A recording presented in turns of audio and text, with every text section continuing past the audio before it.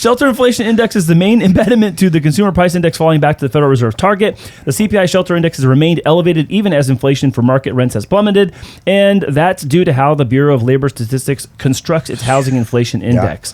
So housing inflation has been probably the most stubborn part of the inflation problem. It doesn't stop going up. It's been across renting. It's been across buying.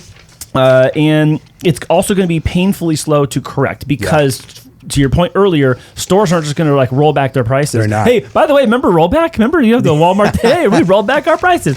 So this is talking about housing rollback. Remember that? But I know that here locally, I know that here locally, you see rents, they just perpetually go up. Yeah. And so, if people can charge 5% more a year, 8% more a year, 10% more a year on that monthly rent, they're going to get it because it's in line with what the market rate is for specific zip codes.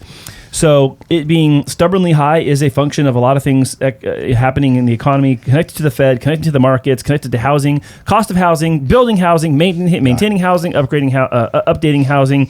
And I don't think we're going to find our way out of this easily. No, that goes back to what we were talking earlier. I was trying to look for my graph earlier, talking about the overall inflation and the shelter inflation on that, And again, it's a gradual movement. Yeah, super gradual. And again, it's pass through, right? Yeah. So especially in the renter landlord position where, someone else owns the house and they have a mortgage on it, there's taxes, there's insurance, or maybe there's not insurance. Hey, California. Yeah. So, they may not be. I mentioned insurance like only half jokingly because if insurance rates are going to be approved to go up and the premiums are going to increase at a greater clip than they would normally traditionally have, well, then that's an additional cost to the landlord, which then becomes additional cost to their tenant. Yeah. And so it's this kind of trickle down effect into it just hitting the pocketbook of the tenant whenever anything changes on the owner side. And again, we're just talking about here in San Diego where our property assessments are based off the time it was initially assessed. There's other states where they reassess annually. Yeah, annually. And so your property tax can change dramatically from one year to another. Year over year over year because of what that state's jurisdiction is for how property taxes are collected. So, kind of disclaimer. Yeah, that's a great point. Take note of that. If you're looking to buy in another state, make sure that the state you're going to, you understand what their tax laws are regarding property taxes, how they're assessed, and when they're collected and how. Especially Texas. Yeah, that's a good. They're like in some areas almost 3%. It's crazy. Right. It's pretty crazy. Right. And that's an offset because there's also some of these states there's no income tax and that kind of thing, which again draws a certain type of person to go move there or whatever. But then again, you're gonna pay this other tax somewhere else. Yeah. Right. Your housing. For veterans, that's a great place. They retire there. They can prove 100% disability. There's no taxes. Well, that's true in that case. Yeah, you can have no taxes. But I'm saying even in the example I was just kind of like lobbing out there was like, well, if you're a retiree and you're like, oh, I'm on a fixed income. Yeah.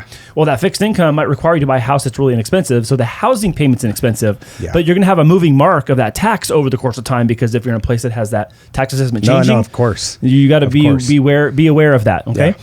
Yeah. Okay. So. Consumer price index is obviously part of this. I'm contending that just the costs of ownership are higher now than they were before. They're going to remain that way no matter what the Fed does. You got the insurance problem on one hand, you got taxes on the other, and you have interest rates, which is the other thing. So when it comes down to coming up with your monthly payment for your mortgage, it's going to be your mortgage, taxes, insurance, and there's where all your costs are being driven from. And those things are not all those aren't working together in concert to go in the other direction and be lower right now. Not at all. So. That methodology of those things makes a direct impact on housing. And I think that the future of housing is going to be negatively impacted by this because it's preventing people from getting in. It's an affordability issue through and through. Yeah. And then you have the food on top of that, food and energy to go into that. Yep. Energy, we already know here in San Diego, it's pretty crazy. SDG&E is one of the most profitable utility companies out there in the nation, right? And so it's kind of feels the same thing. Like, should there be a rent control? Should there be an energy control? That's a whole nother show that we can talk about and go down. But no, but that's all part of it, right? Like this is just pretty crazy. It's just insane, like having to pay for these things that just, you use daily and they're a vital to our survival, and yet you're paying literally, you're working to pay some in some cases, and it's just kind of like, well, where does solar go? Yeah, that's it. Well, and so just too solar or not too solar. Just to be clear for people who are watching this segment of the show and you're looking at this article, one of the things I wanted to point out though is that this data it's a lagging data point. Yeah. So some of the things that are changing as we're looking at this number now, these are things that were actually occurred 9 to 12 months prior, and they show up in the market now. So that also means that then when there are changes now, then in 9 to 12 months in the future, you see the effect of those changes in the positive way as well. So it's not just negative one direction. It's that when things get better, it also is going to take time for it to reflect itself through the system in all areas. Yeah, it's a ripple effect. It takes time. Well, the good thing, the good thing it did say that's a good note is the pullback in shelter inflation has been slower than expected, economists said. It fell to a 5.2 annual rate in June of 2024 from a peak of 8% in early 2023. That's a yay! Yeah, celebrate. It's still increasing, but at a slower rate, which is what we need.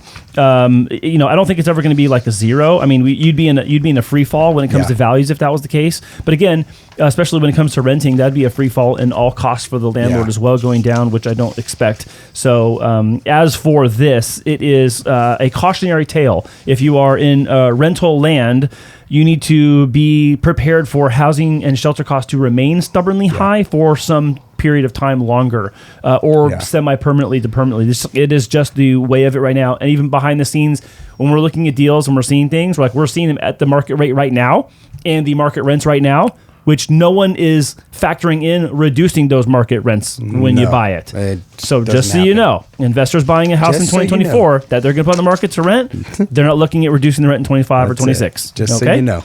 Just so you know.